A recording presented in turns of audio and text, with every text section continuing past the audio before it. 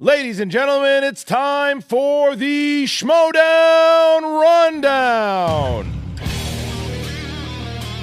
Introducing first, the animal, Aaron Turner, and his co-host, the king of the ding, Paul Wolf, and finally, Frankie Stats Janisch. What's going on, Movie Trivia Schmoedown fans? It is another episode of the Schmoedown Rundown. My name is Aaron. I am your host, as always. Frank Janisch is on assignment. He is on location in a place that I cannot tell you where, but you will find out soon enough. But just know he is doing Schmoedown work. Also here, Paul Wolf. What's going on, man? Hey, I'm so excited for today. I cannot wait to give you some more quitty whips. I don't think that's how that's supposed to be said. All right. No, I don't think it is. Also here, it's not Frank, but we have someone I think that's even better. You know her, you love her. It's Emma Fife. Welcome to the show.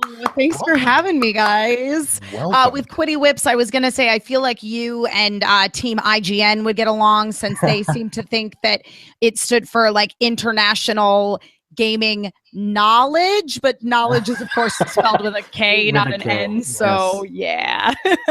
Well, if being on Team IGN is any indication of anything, that's a good team to be on. That is a good team to be on. Yeah. Holy moly.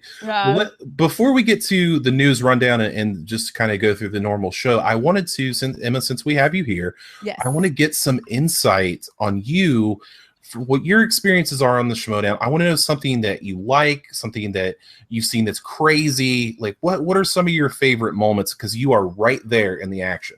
I am. Yeah, I'm there pretty much for most of the matches now. I've been around since November, and it's been just a wonderful journey. Gosh, favorite. I mean, it's such a fun thing to be a part of. One of my favorite experiences, of course, is anytime John Steven Roca is in the audience, which is almost always.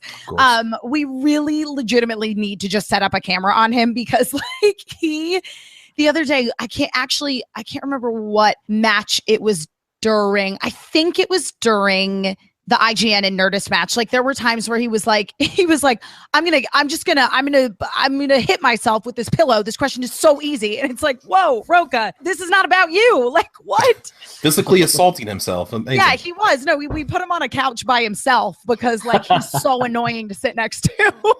But like, it's so entertaining, especially because, and I know I've said this before on Schmoedown and stuff, that like, when he gets up there in the Schmoedown, he talks so much smack when he's in the audience. He talks so much smack every single time he invades a post-game interview, which is like 75% of the time at this point.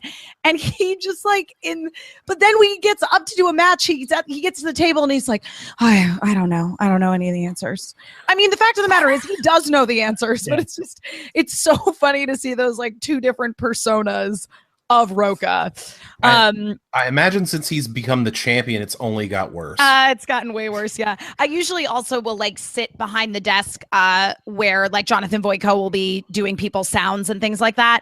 And he and I will sometimes like write notes to each other. We'll like, because Christian's always like, guys, don't whisper the answers to each other in the audience, even if you know them. Like, we know that the contestants probably aren't going to hear, but just on the off chance that they do. So like Voitko and I will like write stuff on our phones and like show it to each other as we're like trying to play along with the matches. Very nice. Yeah. Nice.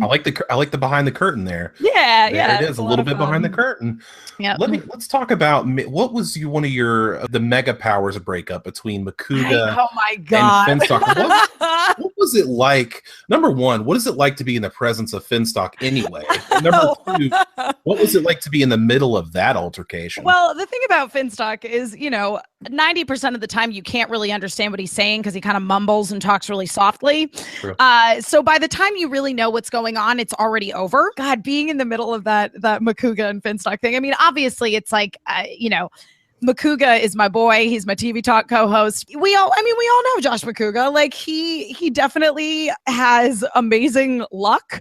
He is the best educated guesser on the face of the planet, I think. Hands down. And yeah, so to see, especially after, Finstock's been through like a number of teammates and whatnot at this point. And so it's like, you know, he called Makuga up in the middle of the night and was like, you want to be my teammate? And we thought that there was like some real solidarity there. And especially because they won that match. So I'm like in the middle of it being like, cool, they won. This is going to be great. And then they just broke up. So an unbelievable moment. It was.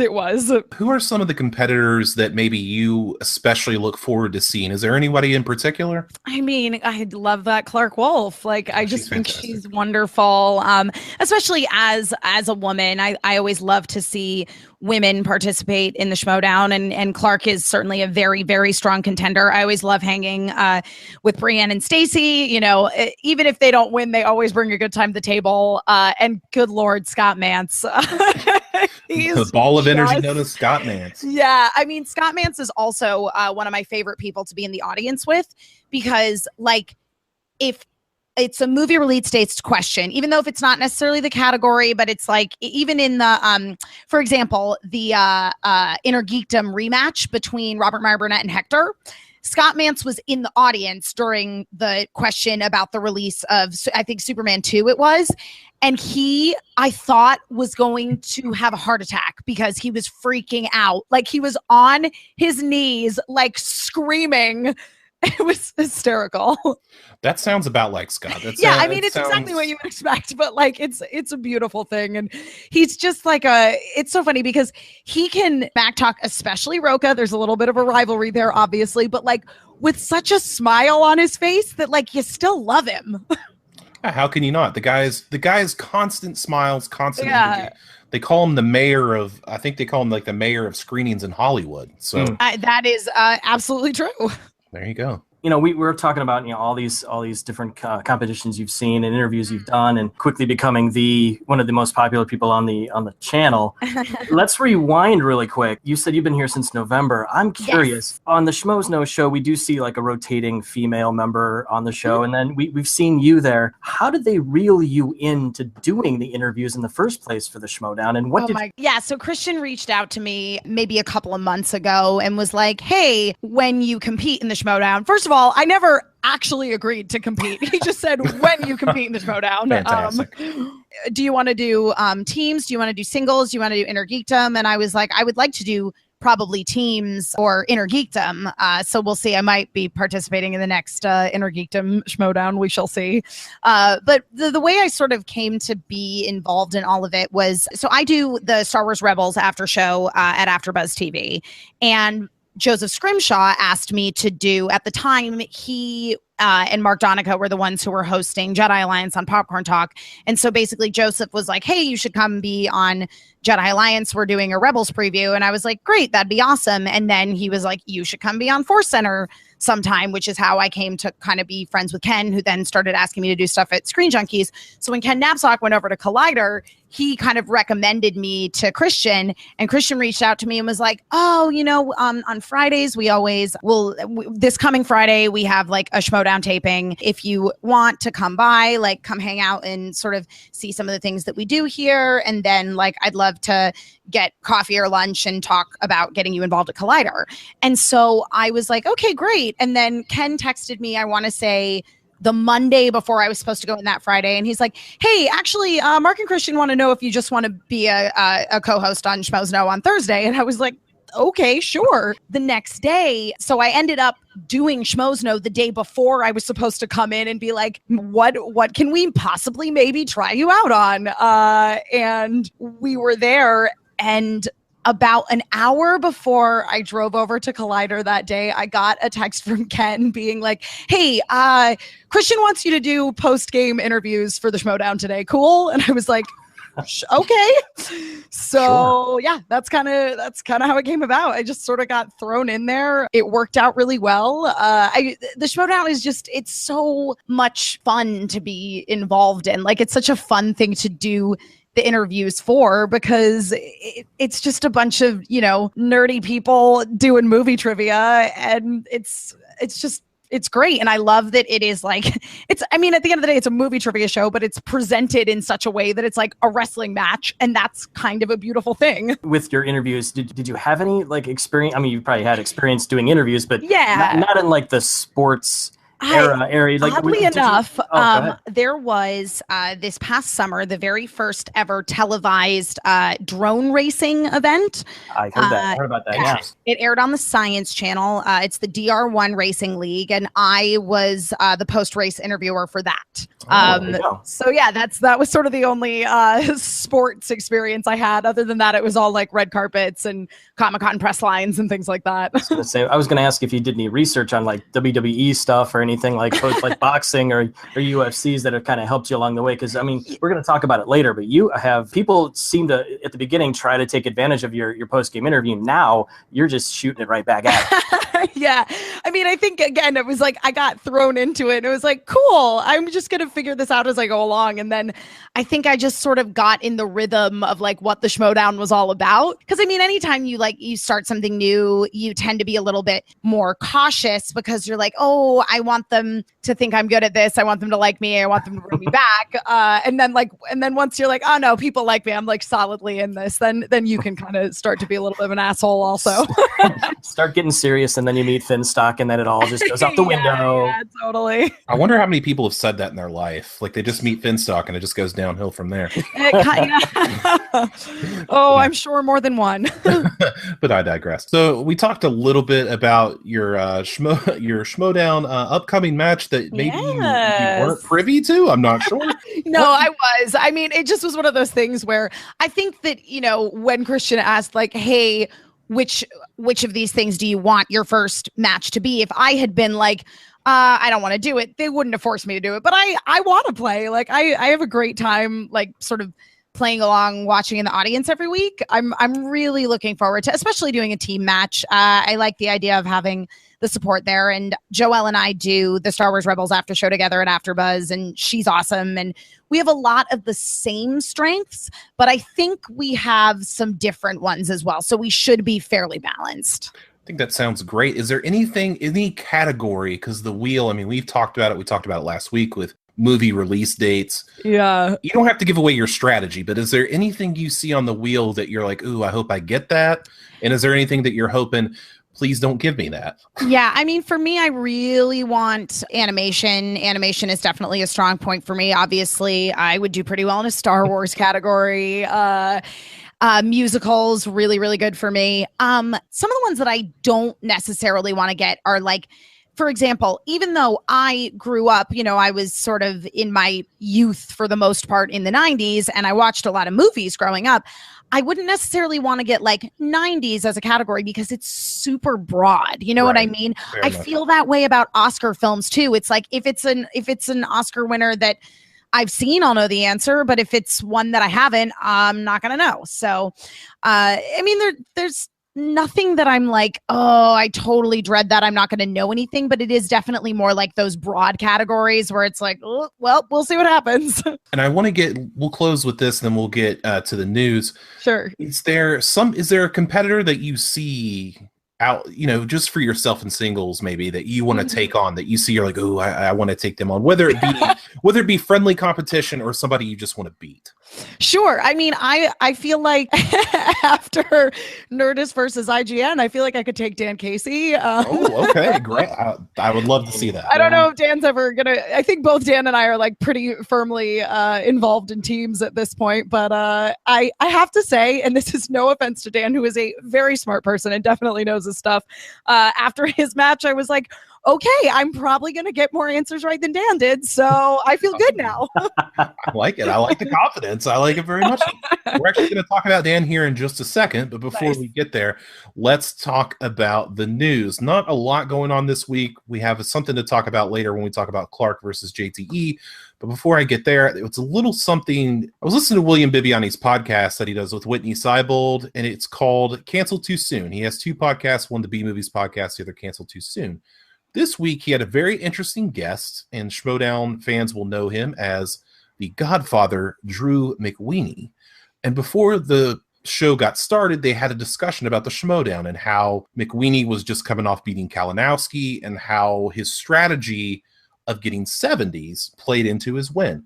Now, I want to pose this question, and I'm paraphrasing here. This is not exactly how he said it, but more or less, Drew McWeeny had said the difference between someone like himself and maybe the newer Schmoedown competitors is that Drew McWeeny has seen all of these movies. He's gone through the decades and seen these great films, whereas a lot of people these days, when they get their knowledge, it's going back through IMDb or reading articles online.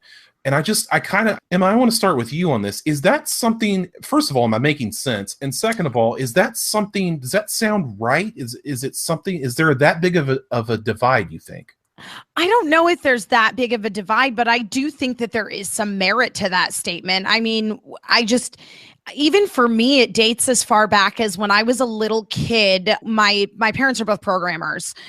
So we were always like super up to date on technology. So I would go deep into, the depths of IMDb in the very, very early days of IMDb, just like absorbing movie trivia. But I also, even before that, like before the internet, we had this sort of like movie encyclopedia program that had like Siskel and Ebert reviews in it and just like random trivia and photos. So like even as a kid, it was like I had this knowledge or interest in films that I'd never actually seen. So I don't think that McWeeny is wrong from the point of view that if it's like a 70s film or whatever, chances are I have discovered it through some other means, probably the internet, and then that has made me go back and watch it. So it's definitely interesting, like the way that people consume media today versus even 10 years ago. Yeah, I think it was a great point of discussion. Paul, did you have any thoughts on what McWeeny said? Do you think he's making sense? I really do. And it comes back to, he lived in that era. That's his interests. It's the same thing with animated. We've been I talk about all the time. A lot of people are arguing that people don't know animated because they don't have kids. Well, sometimes, some of these movies are so just culturally relevant. And sometimes just it's the technology in the animation and certain stop motion and all that, the new technology is coming out. And a lot of people, like I said, it's, those are for kids, so they don't watch it. So that's a niche that they don't worry about. So they don't, they have that divide there. And it's the same thing we've seen with some people with the superhero movies. And a lot of people don't know very many of those because that's not their thing. They might, like a certain genre or like me growing up, I went to the movies all the time to escape, some personal things. And so I watched it and consumed as much as I could to get away from it all. So between the 90s are pretty much the era that I watched a lot of movies for that specific reason. So I would be pretty good in that one just because of my personal situation. So it does vary with people in different ages and different ways that they were raised. And, like you said, Emma, with your parents. And so he definitely has merit with what he was saying. Absolutely. And just for the record, I'm not trying to toot my own horn, but I would still smoke everybody at Mean Girls Trivia. So let that be known. That's amazing. It's one of my favorite movies ever. Let's jump let's jump into the actual match itself. It was Team Nerdist versus Team IGN. We hadn't seen Nerdist in a while. It'd been a year. And the last iteration we had was Jessica Chobot was on the team. She was not this time. It was Rachel Hine and Dan Casey versus a debuting IGN. We didn't know a lot about these guys. They came in and they conquered. So let's go through the scoring breakdown. In round one, it was IGN with 12. Nerdist with 6 points. In round two, Nerdist got opponent's choice, the dreaded opponent's choice it's turning into. And they were given biopics. They got 1 of 4 for 2 points. They got 1 of 4 1 point. They had a 1 point steal for 2 that gave them 2 points in the round. IGN got Tim Burton on their second spin, go 3 of 6, get 6 points plus 3 more points from steals for a 10-point round. And it didn't need to go any further than that as IGN KOs Nerdist 22-8. Paul, what did you think of this destruction? The hype. I was waiting for Nerdist for the hype because, Dan was there and I knew about Dan from everybody talking about him being there before and the experience he had. And everybody was talking how much knowledge he had and showed up I didn't say technically he was there, but he didn't show up in round one. I see what you mean. He got 2 yeah, he was present. Right. I mean, it was just like Mark said. It was let's write down any movie, any actor in any movie ever, just because. And that was awesome. Being there without Frank being here, I grabbed a couple of thats here, and he was 2 of 8 for 25% in that first round. I mean, it was brutal. I mean, Rachel got half of that. 4 out of 8, and but on the other side, Jim and Eric getting 7. Jim getting 7 of 8. he was pretty much up there with the top competitors, getting 7 of 8, and then Eric getting 5 of 8. And finally, we got kind of a softball question in round 1 because, a lot of times we haven't seen a lot of 100% out of all 4 of them. At this time, we got one with action adventure, but it was that Kill Bill question. Mm-hmm. It was one of those questions. It was like, what's the David Carradine character? I know. I was like, is that a trick question? Yeah, I remember that. Okay, I remember what you're saying. I heard that it was like, really, they're giving that. I mean, maybe they're doing it in a way where the questions aren't as hard in the first round just to get it started, but it's still like, that was the question they gave him. I don't know. But I mean, after it was with What the Flick and Rotten Tomatoes, like, I feel like their questions were so hard. True. Yeah. That it was like, it was nice to like see questions that were answerable, but that Kill Bill question for me, because I obviously was in the audience, and I was like, I'm like, Bill? David Carradine, Bill? It's just the answers in the question. It's the answers in the question. Right. I thought that I really enjoyed IGN's entrance. Hearing Party Man by Prince from the Batman soundtrack was cool. So that was a cool introduction to them for the first time seeing them on screen. Round 2, it's a KO in round 2. Crazy. Now, we go from the easy kind of softball questions that I saw in round 1 to, I'm a huge Tim Burton fan, and I was even struggling with some of those questions too. It was a tough round, but we had 3 out of 3 steals from IGN that sealed the deal. Didn't even have to do a round 3. I mean, honestly, the hype was there for Nerdist, but no, the hype is real for IGN. So I cannot wait to see what they do in the future. What did you think, Emma? What did you think of this matchup? Again, like I'm friends with both Rachel and Dan, and I know that they're both incredibly smart, incredibly knowledgeable people. So I was excited for them. I think, and Rachel knows it too, that she should have gone with Sandra Bullock. I know that she passed on it because they were trying to get something that Dan was going to be able to help out with as well. But I think she would have done really well in that category, and that would have at least kept them in the game until round 3.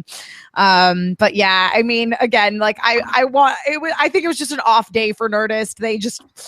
It all kind of depends on the questions you get, and biopics totally killed them. So I think they'll live to see another day. Maybe it was a case of perhaps overthinking the strategy. Maybe it was something like that. But I'll tell you this. I completely undersold IGN last week, and I feel stupid. And I know Jim and Eric are awesome. Kicking myself for that, saying like, I made a joke, but people took it as serious and said, "Oh, they're just a bunch of game nerds." That was a rib. No, that wasn't serious. Yeah, they're super cool. Holy moly, they are coming in hot. I think that they've put Team Patriots on notice. I think they've put the entire Team League on notice. For sure. These dudes are not messing around. I think for a first-time team, they played the game perfectly. They came in, they stole questions, they answered questions very quickly, they played a good strategy. I was into it, man. They made an instant fan out of me. So I want to know, Paul, I'm going to start with you on this one. Who would you like to see him go up against next? Seeing that new top 10 list that we actually got before the match was really kind of surprising to see a ranking special right before the match. Looking at the top 10, I would actually like to see them take out ETC. Wouldn't we all? Yes. I honestly would think that would be a pretty good match. Great call. No. Emma, do you concur, or do you have another team you'd like to see? I mean, I would love to see anybody take out ETC. I mean, I'd like them to do well enough that they obviously get the opportunity to take on Patriots, but I'd love a matchup between them and Team Trek just because they're all like really nice, pleasant individuals. So it would just be like a really nice match of people like trash talking each other with smiles on their faces. And anybody that buries ETC is a friend of ours. So exactly. I like the way this is going. I like it very much. All right, let's jump back now. We're going to the singles recap. It was the classy one, Clark Wolf versus JTE. We thought JTE was coming in hot. He was off the big win of Bibiani. The team championships had been defended. JTE had it all going for him, but he ran into the wolf. Hungry like the wolf, and Clark did not disappoint and took JTE to task. In round 1, it was Clark getting 5 points, JTE 3 points. In round 2, Clark rolls animated. Paul, I'm sure you like that. JTE gets opponent's choice, and Clark gave him horror thriller. He didn't do too bad. 3 of 4. No, he really didn't. 3 of 4, 4 points. Clark got the one steal, of course. Round 3, it was JT getting the 2, getting the 3. Clark got her 2, got the 3, and JTE missed the Green Lantern home planet of Oa. Not the OA, which is a show on Netflix. It is Oa, and Clark Wolf defeats JTE 14-12. Emma, what did you think of the classy one taking down Little Evil? Oh man, of course. I want to see anybody take down Little Evil, but the fact that it was Clark just made it even better. I'm a huge fan of Clark's, and again, like, you know, the Lion's Den, they were on a little bit of an upswing for a while there, and you know, JTE is still part of the current team champions. So I was glad to see him get knocked down a peg. All right, Paul, what do you think, man? Well, I tell you what, we were, you know, fortunate or unfortunate to have JTE. No, we were fortunate. JTE was great. I love JTE. I really do. You know, we had talked. I was the one that pulled. I said JTE would win, and because again, he had the hot hand coming in. We were looking at maybe a rebirth, but. Yeah, it fell back to that last question. I kind of felt that it was going to go back to that last question. And going into this match, I mean, I didn't forget, but I seeing the video packages of everything that has gone on with Clark and JTE, the way that their like paths have crisscrossed, and the decision, and you know, everything, like where she went with Wolves of Steel, where he went with the Patriots, all the way through to, you know, seeing Booker T. How cool was that seeing Booker T picking Clark and then giving a really, really insightful strategy with staying focused. And, you know, don't let JT get into her head. And it was like, that was like icing on the cake. We appreciated every single thing that he said, that little piece he had, even saying, you know, making, you know, getting horror, like in a way, not thinking Booker T was that big of a fan, but this really sold me on how big of a fan he really is, with knowing each competitor and knowing their strengths and knowing, you know, what each of them would do. Tell me you did not just say that. Going into that just made me amp up even more for that, and seeing the promos being invested in, you know, seeing Clark being as classy as possible, and you know, not really digging into him too much, but of course JTE being JTE. The entrances having, I mean, I don't know if I haven't seen or heard a crowd be that into something against a certain person as they were with JTE, because when the Kurt Angle theme song hit, oh, perfect! Everybody did the "You Suck" chant, as if everybody would have when they hear that music. So I was like, I threw my hands in the air like that was so really cool. Clark's Werewolves of London. Thank you, Mark Ellis. Shout out to you for the Kid Rock comment. Yeah, that's definitely not a Kid Rock song. Everything just seemed heightened for this match because of the implications of where JT would be if he would have won. Even I noticed the tail of the tape now has moving images, just like, you know, a boxer, or the introduction of the football players on the offensive line or defensive line or whatever they have before the game starts. So that was cool, really cool. So it wasn't just a still picture. It was, you know, something, again, added flavor to the matches, you know, as we keep seeing each week, something new, something impressive, something just that adds to this match and to the Schmoedown. Going in to round one, again, it seemed like it was slow going, it seemed. Clark getting only 5 out of 8. And JT getting 3 out of 8. Clark using the repeat, which actually worked. It didn't really work to their favor because they both missed it. That was a tough question. There was 3 100%, which I was shocked to see in not only action adventure, comedy, but rom-coms this time around. So, you know, JT pulling out a rom-com answer out of his, as Mark would say, out of his rear. He used a different word, but, you know, paraphrasing here, but yeah, going into round 2, it's a family show. I appreciate that. Yeah. Absolutely. But looking at round two seemed to be, as we always noticed, that always seems to be the one that tips the scales. This time around, it was balanced. I mean, yeah, Clark got animated, didn't go with comedy, got animated. went 2 for 4, and I actually found my Achilles heel with Spirited Away. I couldn't remember that answer. So I finally found an animated where I'm like, I remember it's about horses. Yeah. I remember the poster had a horse on you're it. thinking of Spirit, not Spirited Away. Oh, yeah, see, there we Spirited go. Away is Hayao Miyazaki, and it is about a little girl who ends up basically in like the spirit world after her parents get transformed into pigs, and she's trying to rescue them. You said Miyazaki, right? Yes. Okay, that Howl's Moving Castle is the only one I saw of his. Oh, interesting. Okay. Yeah, anytime there's a Miyazaki question, Wendy, Zany, and I are freaking out in the audience because we always know it, and the competitors never do. Yeah. So looking at round 2, going opponent's choice again in 2 matches, opponent's choice pops up. Clark gets horror, thinking it was an advantage for her. JTE actually did really well. I mean, even I just was pretty surprised with how well he did. He got 3 out of 4. And looking at Clark, she actually only got 2 out of 4. So he actually did better in round 2. And then the haymakers came out, man. The third round, it was back and forth with a new added rule. And I'm not sure if Aaron has any insight into this, with the first question now being 2 points and not 1. I have no insight into that. I was just as surprised as everybody else. Yeah, I wish I was a fly on the wall for that one. Full disclosure, I'm not patting myself on the back, but sometimes the commissioner does tell me things that are going to happen. To be prepared, and this is something I was not privy to. So when Ellis casually said, "Oh, there's no more 1-point questions," I was like, "Wait a minute, hold on, what happened? What do we think about this?" I mean, I don't know what the reasoning was behind the decision.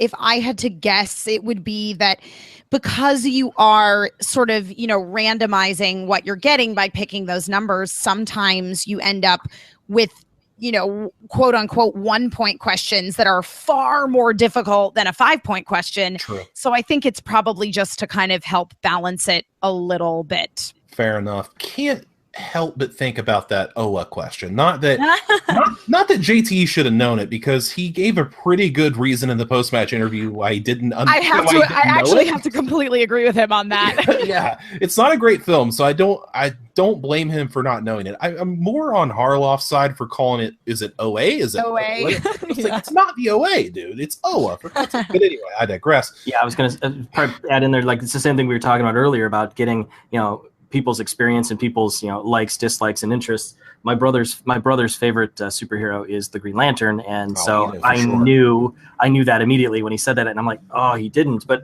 again, his reasoning, I completely concurred with him about that. He didn't know it. There it is. There we go. Bro. So I just back and forth. A 2-point question. She got the Oscar. He got the horror again. She got the biopic. He got the 80s. It was like back and forth and back. I even wrote down like, wow, oh my God. Like, it ended up Oa question. It was sealed the deal for Clark. Mm-hmm. Let's talk a little bit about the post-match interview. Emma, I'm sure you can give some very good insight on this. Yeah, I was there, so. I want to talk about her smack talk game, and I hate to say on fleek, as the kids say, but it was on point, especially when a certain outlaw once again took the microphone away from you, and Clark was absolutely beating him down. What was it like to be there?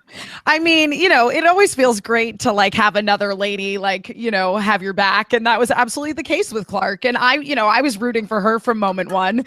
I was absolutely thrilled for her, and it was so amazing to see, because the thing is, Clark has been doing incredibly well. She's done incredibly well in teams also.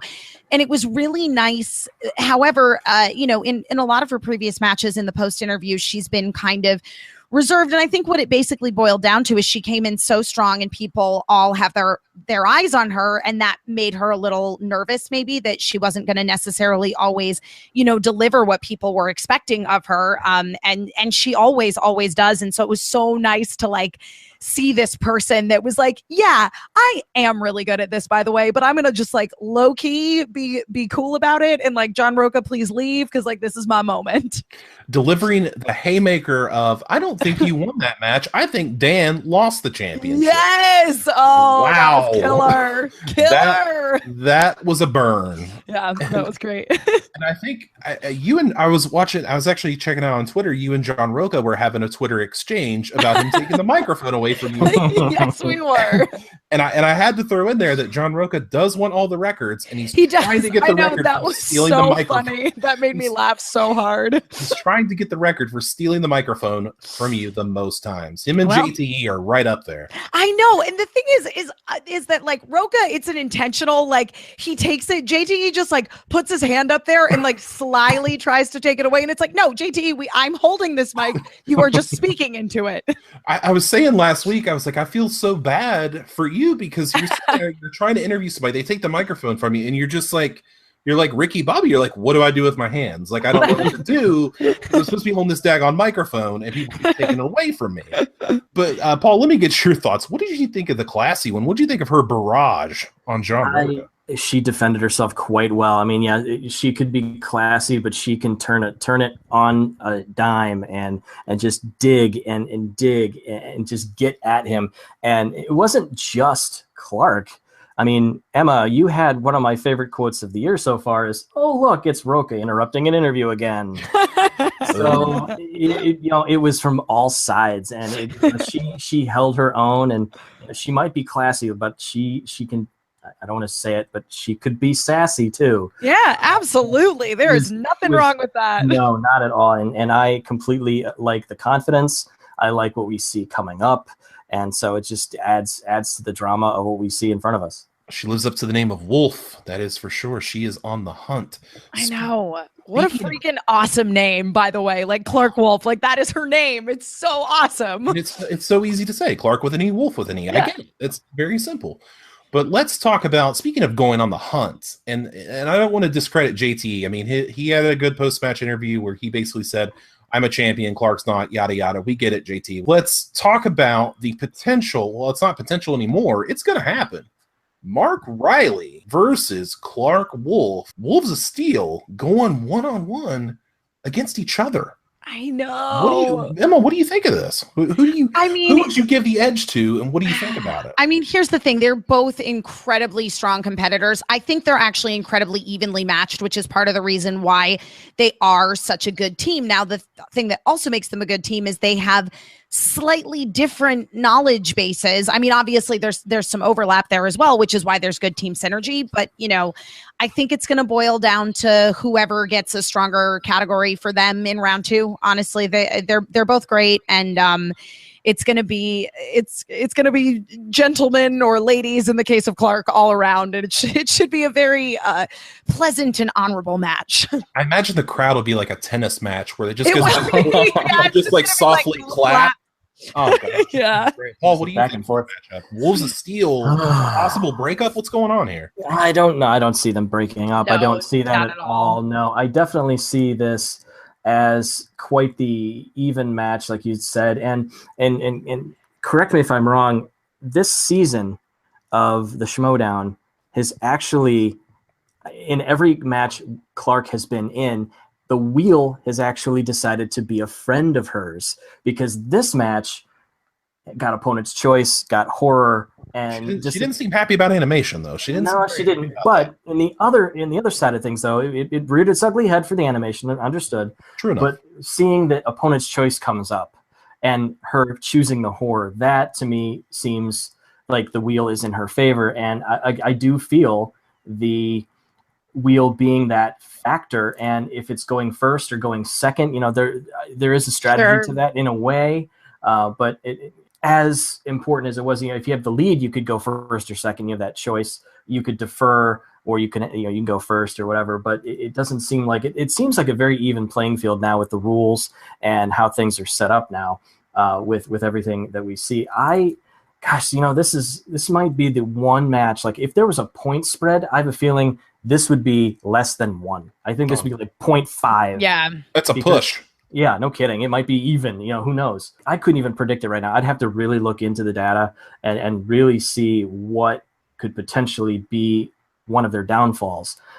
Because like you said, they're very evenly matched. They're very even, on the same team. They know their strengths, they know their weaknesses. So, It's gonna be tough, but I cannot wait to see it. It kind of reminds me of a classic like boxing match or a wrestling match between two people you really like. It's like, can they just both win?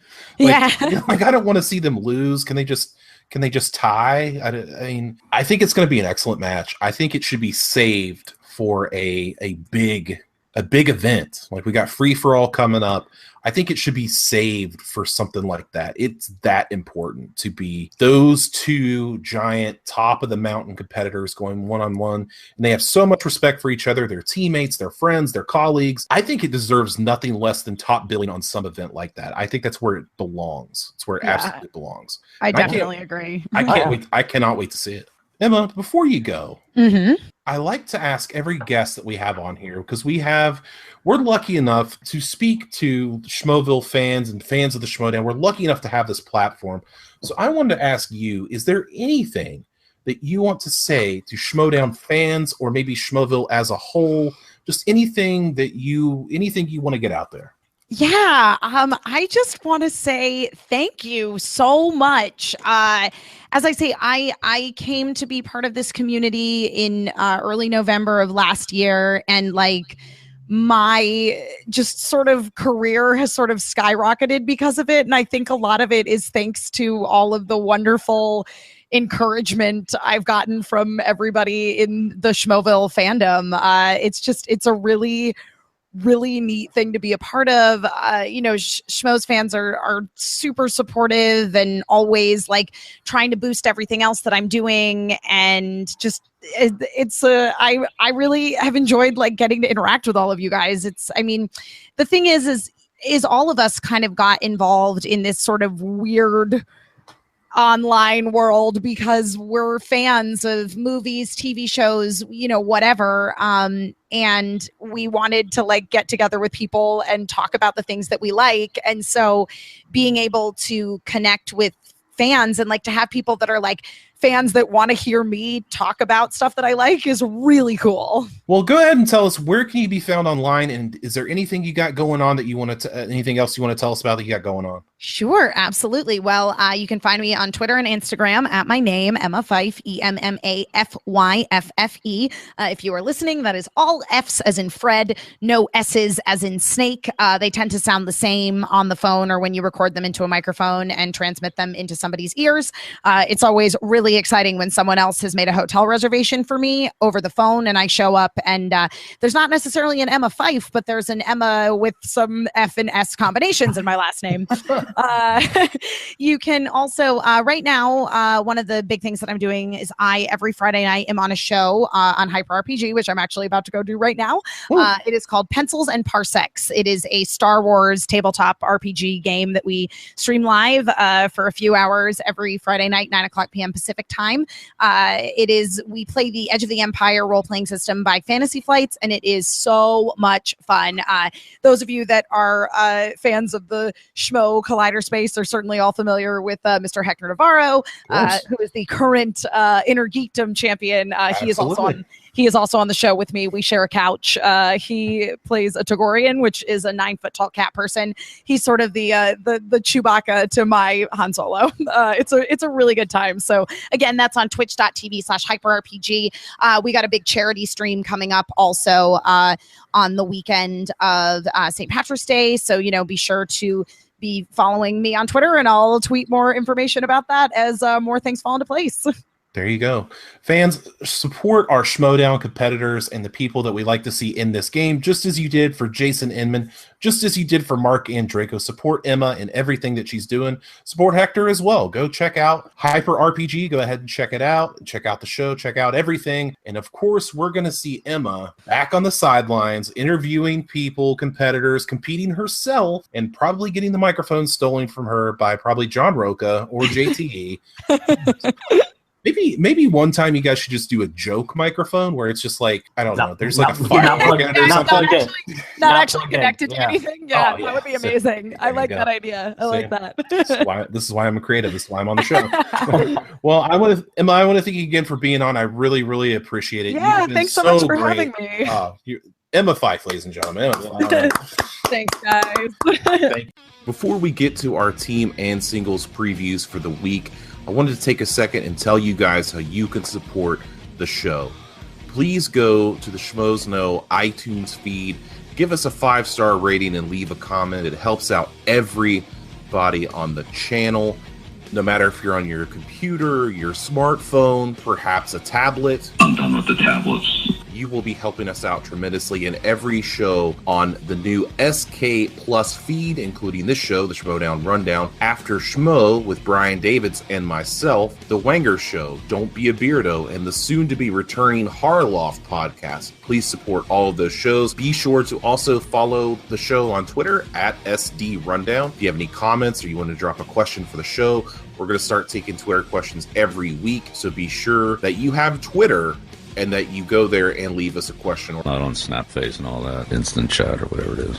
Whatever, Coach. And now back to the show. All right, Schmoedown fans, we are back. It is team preview time. This week, it is Tough Beats, Perry Nemiroff, and Jonathan Voitko versus a new team, not necessarily a new competitor. We have Team Nerd Watch, which is Ken Knapsack, and a debuting Rachel Cushing. Paul, what do you think of this matchup, and who do you have? Lumping in the singles preview that we're going to do here shortly, it seems like it's redemption week in a way, because right now you've got Tough Beats and you've got somebody in the singles competition that came off a really tough loss. And so their confidence, the Tough Beats confidence, Jonathan Voitko specifically, really had his confidence knocked down a peg a little bit. And I think, I hope they come back. I mean, they do have a team that aren't rookies per se. Granted that Ken was in the Star Wars match, and it was Star Wars centric. We don't know his background with movie knowledge specifically. He was with Screen Junkies, but we've also heard on the Schmoes Know show that he might catch that movie, or maybe he won't. So we don't really know if he's a Brett Sheridan, like he knows the past movies but not the current ones. We do know he knows Star Wars quite well. So we may have to see Rachel come up and support him in the weaker areas that he might not have. And we don't know specifically as a team in the Schmoedown how well they might work together, but we do know they work together off camera at the Collider Studios and the Schmoes. I can definitely see Tough Beats getting back to the winning ways, but honestly, because this team isn't really a rookie team per se, I don't count out Nerdwatch, honestly. So we just have to look at one person, and I hate to do it, and he's a friend of mine. It's Jonathan Voitko. He's got to step up. And I think if he doesn't step up, and we know Perry, very anxious, nervous, kind of not scared, but she doesn't have he doesn't have the confidence, it'll shake her. So I have a feeling if Jonathan needs to step up to kind of even that balance for Tough Beats to win. It's too close to call for me, to be honest with you. And I know that might be shocking to say, because Nerdwatch, again, is new. It's a new team with air quotes. So I don't know right now. I might have to hear your thoughts on this one to really pick a winner, because I really don't have one at the moment. I think the last time we saw Ken Knapsack in action that wasn't Star Wars related was his match against Katie Sackhoff. There's an amazing gif of that, of Katie Sackhoff. Ken, the thing that we all know about Ken Knapsack is no fool, and he picked Rachel Cushing for a reason. He knows the knowledge that she has. I don't know how deep that knowledge is. I know that when she came out on the show, she said, hey, I'm an Oscar junkie. I like these things. So that kind of makes me think when you know something, you are confident about it. And I feel like she's got a lot of knowledge that we're not even going to see yet. Could this be a scenario where this could be like a Team IGN Part 2, where we just don't even see these people coming and Ken and Rachel destroy it, and maybe perhaps they roll Star Wars in round 2, and then that's where Ken will shine, and then everything else Rachel can shine, and they can lean on each other, maybe a different team element. Tough Beats, I know they want to win. I know they had that tough loss against ETC. Nobody likes to lose to ETC, for Pete's sake, and they never let you forget about it. So I know that Jonathan was not happy with his performance last time. I know Perry wants to get back on track. This is why these team previews are so tough, because we just don't know. If it was two teams that had won and they were going against each other, it'd be a little bit different. But Tough Beats, you don't know if that loss has affected them. You don't know how their team dynamic is. We haven't seen Nerdwatch as a team. But right now, I'll take the veterans. I'll take veterans of 2 matches. I'll take Tough Beats. I'll take Tough Beats to beat Nerdwatch. Tough Beats has the experience in these matches over Nerdwatch, so I'll take them. It's going to be close, though. All right, let's jump into the singles preview this week. It is The Beast making his return. William Bibiani versus Elliot Dewberry. Well, Bibiani's coming off the loss to JT, and Dewberry, I believe the last time we saw him in singles was the Ultimate Schmoedown, where he lost in the first round to Mark Riley. Elliot has been saying in the past that he wants to make his mark in singles, and will he do it against the Beast? Probably not. I'm going to take Bibiani to come back in this one. I don't really even need a giant preview for this. I'm taking Bibiani, not by knockout, but I'll take him by TKO over Elliot Dewberry. What do you think, Paul? I really don't want Bibiani to become the Star Trek cinematic universe. Have a good match, have a bad match, have a good match. I want him to be more consistent. As much as Dewberry's on my fantasy team, and I know a lot of people were shocked for me to say that I wanted him on my team, but he is the stronger of the two. That's not saying a lot, but in ETC, I mean, you got Ricky. I mean, come on. Dewberry has been in singles before. He carries ETC. There's a lot of pressure there. He's by himself now. He can probably shine a lot more since he doesn't have that dead weight with him in the team competition. You went really quick. I'm kind of looking at it as this factor that Bibiani did come off that loss. He's coming off that loss. He's all week been pining over that JT got lucky, that he just wants that redemption. You've seen it. He posts a lot. I see his name a lot in Facebook, and he knows it's in the back of his head. It rattled him, and he's ready to come back and defeat somebody. And if Dewberry's the next victim for the Beast, then so be it. However, I do see Dewberry being a bigger challenge than a JTE. So, and JTE beat Bibiani. Again, it might be too close to call, but I do see a TKO in the 3rd round, and I think Bibiani's going to be back on that winning track. Hashtag it, growl, growl. Growl, growl. All right, guys, let's get into this. This is something different. We started a Twitter account for the Schmoedown Rundown. What? That's right. That's right. It's at SD Rundown if you want to give us a follow. You should. So this week, a couple days ago, actually, I decided to put up a contest, or more or less a giveaway. It is, since Doctor Strange is released on Blu-ray and DVD, I have a Doctor Strange art print that is signed by the artist and individually numbered. And all I said was, hey, go to our new Twitter, of course, follow us, and then drop some questions. And the best question, I'll pick a winner, and you will win this Doctor Strange art print. It's pretty cool. I like it. I probably should have kept it, but I'm giving it to you because I like you guys. I want to start with Timothy Platt here, and Paul, we'll just go through these. Sure. At TD Platt, I hope I said that right. It's Platte. What was the best post-match moment of the league so far? What do you think, Paul? Post-match moment of the league so far. If we're looking at it as a whole or just this season so far? I think we'll look at it as a whole. Wow. I would probably have to say Merle deciding to go with the Lion's Den. That was actually going to be my moment. I'll take, Finstock and Makuga doing the whole breakup was pretty incredible. What a fun, awful thing that was. And awful thing. Well, we just had Emma on, and she talked about her thoughts about it. I can't imagine what it was like being there. That was probably one of my favorite moments ever. Let's go to the next question. It is from Cole Schroeder at Schroeder Cole, who in the Schmoedown has had the best smack talk. I'll take this one. Smack talk wise, there's nobody better on the stick at smack talk than, dare I say, Tom Dagnino, aka Finstock. The guy knows how to talk. The guy's witty, more than you want to give him credit for. All I have to say is, to quote Finstock, Clark Wolf, who's he? Throwing up the 4. Going Outlaw Nation here, John Roca. On to the next one. This is from Geek Roots, at Geek Roots asks, as fans of the Schmoedown, what is your least favorite part of it? I'll answer that right away. My least favorite part of it is that I'm not in it. No, honestly, Probably my least favorite part of the Schmoedown is probably the whiteboards. I still don't like them, but I understand why they're there. So that's me. My least favorite part of the Schmoedown, not being able to shake the hand of the competitors in person, because I just love every second of doing this. But I would probably have to say my least favorite is the people that don't smack talk very well in the opening promo. Where the eye roll happens more often when I listen than anything else.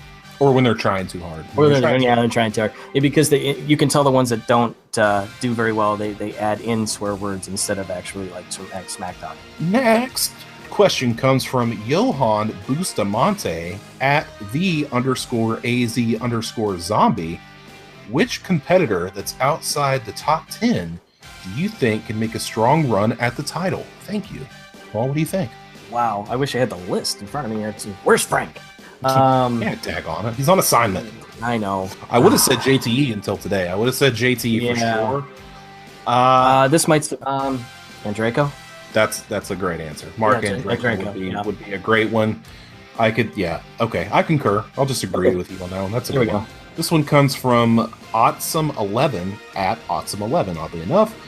Is Team IGN a legit player in the Teams League, or did they just look better because of a bad showing by Nerdist? I'll take this one real quick. They're legit. They know their stuff. Across all genres, go back and watch the tape. They know their stuff. Yeah, they are the real deal. They are not a flash in the pan. Next one comes from Delisha Russell. We love her so much. She's a big supporter of us. Gotta give her one of those. Exactly. At Delisha_Renee, how did you guys get together and decide to do a Schmoedown Rundown? It all started with a tweet. I'm a big fan of the Schmoedown, obviously. I like professional wrestling, and the dynamic of movie trivia and professional wrestling just made me so happy. And I started watching the Schmoedown, and the more I started watching, I was like, this needs its own after show where people can talk about the Schmoedown and kind of like a Sports Center kind of thing. So I tweeted Christian, and he was like, you normally think you tweet Christian, and I didn't know him at the time like I do now, but he's just like, you think he's just going to ignore you or something like that. But Christian's always good to his fans, and he said, just do it. Just make a show.